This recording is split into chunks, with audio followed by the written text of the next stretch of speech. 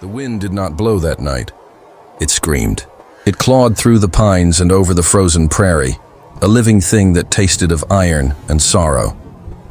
Somewhere within that endless white, a figure staggered forward, a woman, small against the world, her breath a halo of frost. She had no shoes. The snow swallowed her feet, bit at her bones, and turned each step into punishment. The wedding dress she had sewn by lantern light, once cream and delicate, now hung heavy and gray with ice. Her name was Clara Whitlock, and every breath she took was a reminder that she had been promised warmth and found only the cold. Hours earlier, there had been a letter. A promise sealed in wax and written in a hand both careful and kind. Come to Dakota territory. I have land, cattle, and an empty home that needs a wife's laughter. She had crossed 3 states on trains that stank of coal smoke and desperation, clutching that letter like scripture. She had believed. Now, the wagon that brought her was a dark shape vanishing in the blizzard, its driver eager to escape the storm. "He'll meet you by the ridge," the man had shouted over the wind. But there was no ridge, no groom, no lantern light. Only the white void and her own heartbeat thudding like a warning drum. Clara pressed a hand to her chest where the letter rested beneath her bodice. The paper was damp, the ink smudged. Her mind tried to make sense of the silence. Perhaps he was delayed. Perhaps this was a test, to see if she was strong, if she deserved him.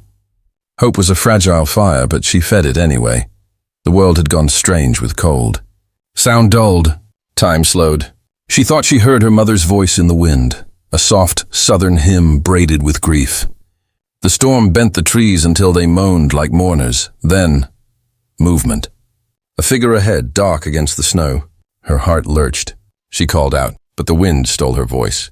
She stumbled forward, arms outstretched. The shape didn't move. It was a tree trunk, split by lightning, its charred limbs reaching skyward like blackened fingers. Her knees gave out. She sank into the snow, the pain fading into a dangerous peace. She closed her eyes. The storm might take her quickly. Maybe that was mercy, but the earth was not done with her. A sound broke through, low, rhythmic, steady. Hoofbeats. Clara forced her eyes open. Out of the white came a horse, ghost-like and powerful. Its rider leaned low, wrapped in a fur cloak, long dark hair whipped by the wind. When he dismounted, the storm seemed to bend around him. He spoke a word she did not understand, soft but commanding. His eyes were dark and watchful, not cruel, not startled, but ancient. Clara tried to rise, failed. He crossed the distance between them in 3 strides and knelt. His gloved hand hovered near her face, not touching. His breath steamed in the air. "You will die here," he said in accented English, calm as if naming the weather. She wanted to laugh, to tell him it was already decided, but her lips would not move. He looked down, saw her bare feet, and something shifted in his expression, a flicker of disbelief, then resolve. He stripped the heavy fur from his own shoulders and wrapped it around her, pulling the edges tight. The warmth was shocking, the world tilted. She remembered the letter, the promise, the sound of the wind. Then darkness took her. When she woke, there was the smell of smoke and pine pitch. Firelight flickered across rough-hewn walls. A buffalo robe covered her body. Her feet were wrapped in soft hide. She turned her head slowly. The man sat by the fire, carving something from wood. His movements were precise, patient. "Where am I?" she whispered. "Shelter," he said. 2 miles from death. She tried to sit, and pain speared through her legs. He looked at her then, not with pity, but with the weary understanding of someone who had also been left in the cold. "My name is Clara Whitlock," she managed. He nodded once. "I am Tyan," he said. "Of the Lakota." The flames crackled between them, painting the air with shadows. Outside, the storm raged on, a white wall against the windows.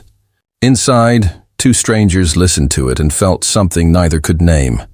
The echo of survival, the beginning of reckoning. The fire had burned down to embers. The world was hushed, heavy. For a moment she thought she was back in her mother's farmhouse, that the whistle of the wind through the chimney was only the call of night birds. Then she saw the wolf. It lay near the cave's mouth, huge and white, eyes open, watching. Its breath fogged the air, but it made no sound. Only its tail moved, slow and deliberate, like the pendulum of some ancient clock. Her throat tightened. Where am I? She whispered again. The man, Tayan, spoke from the shadows near the fire. You're not dead. Not yet. His voice carried the weight of snow and stone. He moved closer, crouching near her. The flicker of the flames showed the hard line of his jaw, the scar that curved beneath his left eye, the smoke-dark tattoos at his wrists, symbols that looked older than the land itself. He offered her a wooden bowl. The smell of meat and herbs drifted up. Eat! Clara hesitated, staring at the bowl as if it might vanish. Then hunger, real feral hunger, took over. She ate slowly, her hands shaking. The warmth spread down her throat like fire. Tayan watched her without expression. Why were you walking alone in a storm? She swallowed. I was supposed to meet someone. Your husband? The word struck her like a stone. She looked down at the blanket, fingers twisting the fur's edge. He changed his mind. Tayan said nothing. Only the fire spoke, a soft pop, the sigh of burning resin. After a long silence, she said, He left me there. In the snow, the wolf's ears twitched, but Tayan didn't move. Then you should thank him. Her head snapped up. Thank him? Because now you are here, alive. She stared at him, speechless, then turned her face away. Tears threatened, but the air was too dry to let them fall. She hated him for his calm, his certainty. She hated herself for being grateful. Days passed, or what felt like days. The blizzard raged outside, and within that small cave time became shapeless. Tayan left at dawn and returned at dusk, his arms full of wood, his hair heavy with snow. Sometimes he brought food, sometimes only silence. Clara tried to walk, to feel her feet again. They burned, then numbed. He said little, but when she faltered, he steadied her without a word. Once, when she collapsed from pain, he lifted her easily, like a child, and set her by the fire. You should have let me die, she muttered. He looked at her then, truly looked, and something flickered in his dark eyes. Death takes enough without our help. That night she dreamed of Samuel, his face twisted in disgust, his voice sharp as glass. You lied, he'd said. You're not pure. She woke choking on the words, her fingers clawing at her throat. The wolf whined softly in the darkness. Across the fire, Tayan's eyes opened. Night ghosts, he said quietly. They visit the weak. She wanted to tell him he was wrong, that she wasn't weak, but the truth sat heavy on her tongue. The storm broke on the fourth day. The sky outside turned from iron to silver. Clara stepped out, leaning on the cave wall for balance. The forest stretched endless before her, white and untouched. She had never seen anything so cruel or so beautiful. Tayan stood beside her, the wolf at his heel. You see, he said, the snow remembers nothing. It covers everything, even shame. She turned toward him. You talk like you've buried something out there. I have, he said, and that was all. That night, she found him sitting near the fire, carving again. A small bird took shape in his hands, delicate, wing-curved. Who taught you to do that? She asked. My mother. Before soldiers came, he placed the carving by the firelight. She said the world was made of stories. If you forget them, you forget yourself. Clara stared at the little bird. Then maybe I have no story left. He looked up. Then write one. Her lips trembled. With what? He handed her a small bone knife. With blood, if you must. The old stories were never written in ink.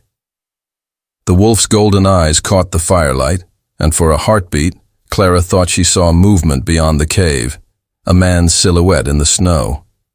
Samuel, or something wearing his face. When she blinked, it was gone. Sleep came fitful, full of whispers and the sound of boots crunching on ice. At dawn, she told Tayan about it. He listened without surprise. The snow keeps voices, he said. Yours, his. It will test you before it lets you go. She shuddered. Do you believe that?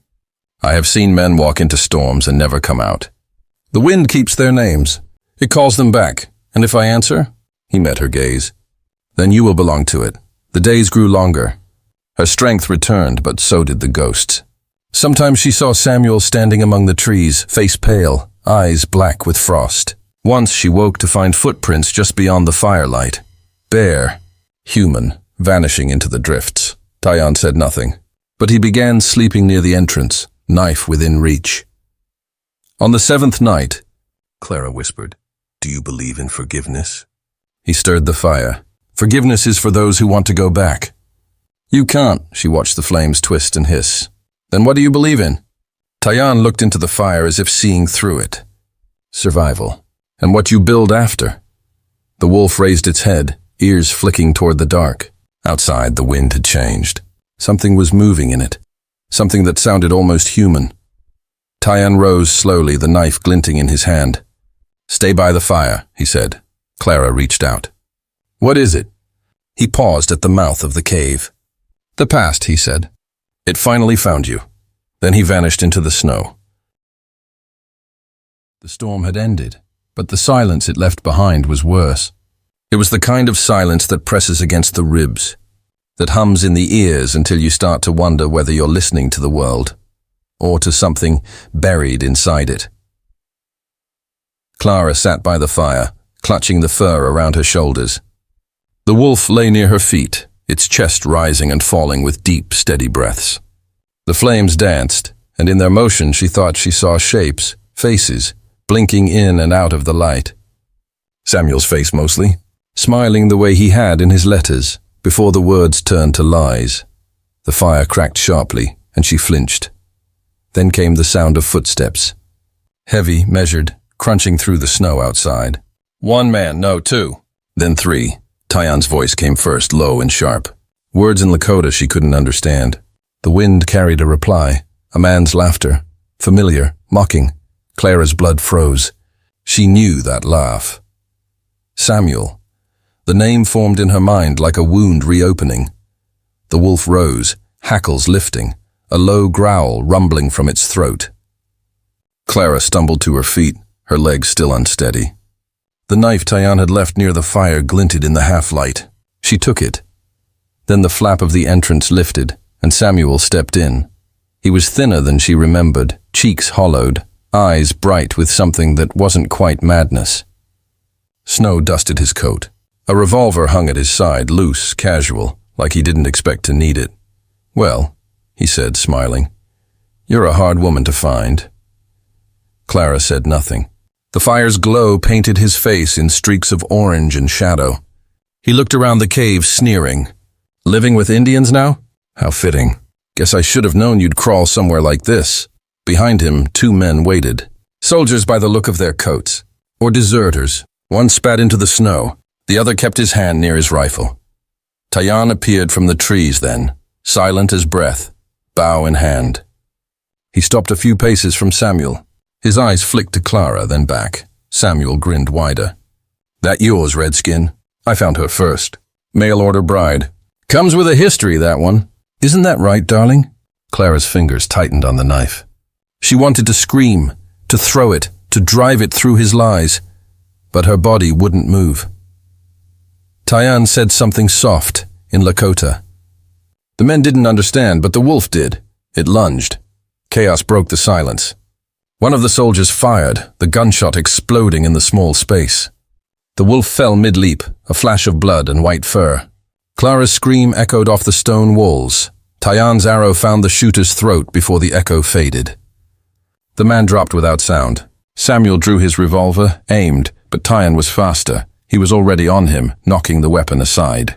The two collided in the snow outside the cave, a blur of motion and breath. Clara stumbled out into the open. The night was clear now, moonlight spilling silver across the trees. The snow gleamed like polished glass. Samuel was on his knees, clutching at the wound in his arm, eyes wild. "You'll die out here," he spat.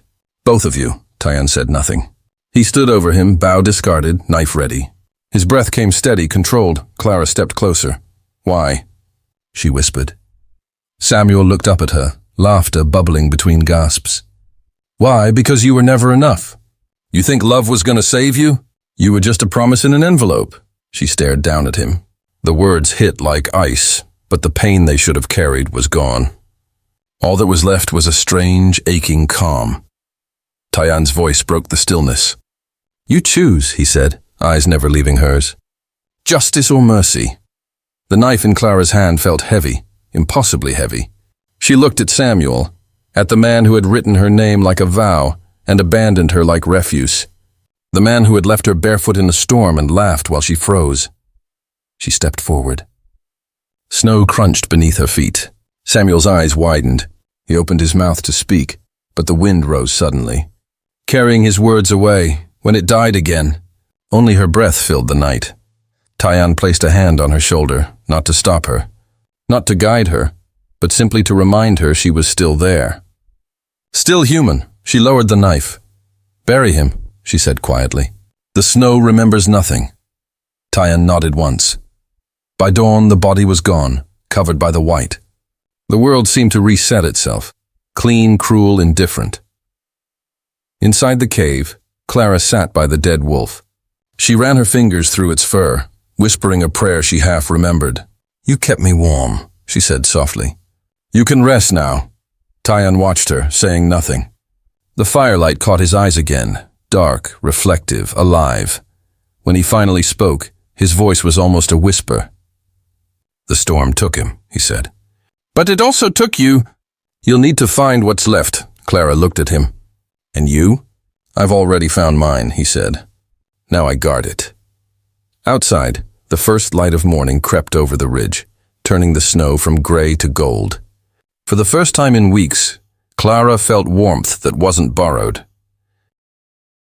The snow thawed slowly that week. Each day, the drifts sank lower, trickles of meltwater whispering down the slope like secrets too fragile to speak aloud. Clara woke one morning to find sunlight spilling through the mouth of the cave. It fell across her face, warm as a memory. For the first time in months, she did not shiver. Tyann was already outside, tending a small fire. He had shed his winter furs for lighter leather. His movements were quiet, measured. Watching him, Clara thought of the first time she had seen him. A shadow in the storm, the edge between death and salvation. When he noticed her, he smiled faintly, almost shyly. "You should eat," he said. "The world's changing." She stepped into the light, blinking against its brightness. "What will you do when the snow is gone?" He shrugged. "Ride north. My people move with the season. There is hunting to be done, work to finish. And me?" He looked at her for a long time, the way one looks at something they don't want to lose. "The land decides who stays. But it is better to walk away on your own feet than be carried by ghosts." The words lingered. Clara knew he was right. Samuel's shadow had been buried, but his voice still echoed faintly inside her, a cruel whisper of what had been taken. She needed distance, not just from the place, but from the woman she had been when she first arrived. The desperate bride, the broken promise. "I will go east," she said finally. "There's a river there, maybe a town." Tyann nodded, his eyes unreadable. "Then go with strength," they packed in silence. She folded Samuel's letters and burned them in the fire, watching the ink twist into black smoke. When the last ember faded, she felt lighter, emptied but not hollow. Before she left, she turned to Tyann. "You saved my life." He shook his head. "You saved yourself. I just kept the fire lit." Then, softly, as the wind caught between them, he added, "If the snow ever finds you again, remember this place. Remember the quiet." She reached out and touched his hand. For a heartbeat, neither moved. Then she let go. The journey east was long. The world had thawed into mud and river mist. Each step carried her farther from the storm and closer to something uncertain. Maybe peace, maybe penance. She found a small settlement on the edge of a valley. The people there didn't ask questions. They saw a woman who had survived winter alone, who spoke little, who worked hard. They let her stay. She earned coin sewing clothes, then teaching letters to the miners' children. Sometimes at night she sang softly to herself, songs her mother had hummed, songs the snow had once swallowed whole. But on the coldest nights, when the moonlight turned silver on the frost, she dreamed of a fire burning in a cave and a man with dark eyes whispering, "The land decides who stays." Years passed. The world changed. The scars of the frontier grew into towns, railways, smoke. Clara grew older but not faded. People still whispered her story, the woman left to die who learned to live instead. Some said she married again. Some said she disappeared into the plains. No one ever saw the Lakota man again. Yet sometimes when the wind howled through the mountains, travelers swore they heard singing, A woman's voice carried through the snow. Not a song of sorrow, but of remembrance. And maybe that's what the story always was. Not love or tragedy. Not punishment or redemption, but a ghost story about two souls who found each other in the white silence of winter and taught the storm how to listen. Because in the end, the storm forgets. But the land remembers. If you felt the chill of the snowstorm and the warmth of that fire, then this story found its way to you for a reason. Don't forget to subscribe for more haunting love stories and forgotten tales of the Old West, where heartbreak meets survival, and ghosts never really fade. Leave a comment below. What would you have done if you were Clara, stayed with the warrior, or walked into the unknown? Until next time, traveler, keep your fire burning. The prairie still listens.